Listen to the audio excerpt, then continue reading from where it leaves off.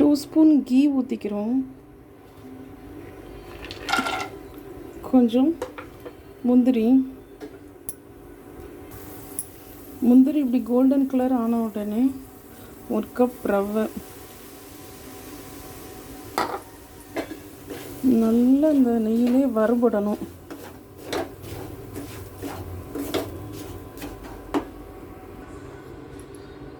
இது கொஞ்சம் வறுபட்டதும் 1 கை அளவு தேங்காய் பூ திருவுனது போட்டு இது கூட நல்லா வறுக்கணும். கொஞ்சம் நல்லா ரோஸ்டடாக வறுக்கணும். 1.5 கப்பு சீனி, கொஞ்சம் ஏலக்காய் போட்டு அரைச்சி வச்சுக்கணும் மிக்சியில். இப்போ நல்லா வறுபட்டுருச்சு.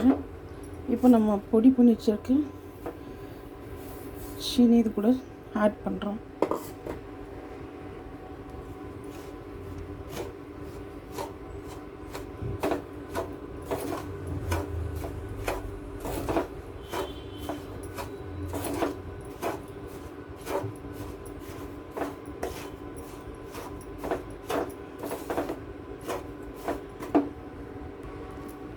இப்போ நல்லா இந்த சர்க்கரை ரவை கூட ஜாயிண்ட் ஆகிட்டு லைட்டாக கட்டியாக இருக்கும். அது லாஸ்ட்டாக நம்ம பால் ஊற்றும் போது சேர்ந்துக்கும்.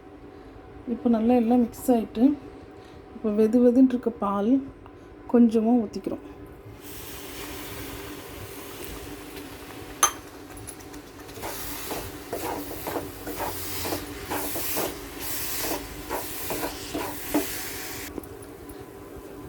நல்லா பால் ஊற்றிட்டு இந்தளவுக்கு நல்லா நீட்டாக கிண்டி விட்டு ஸ்டவ்வை உடனே ஆஃப் பண்ணிடணும்.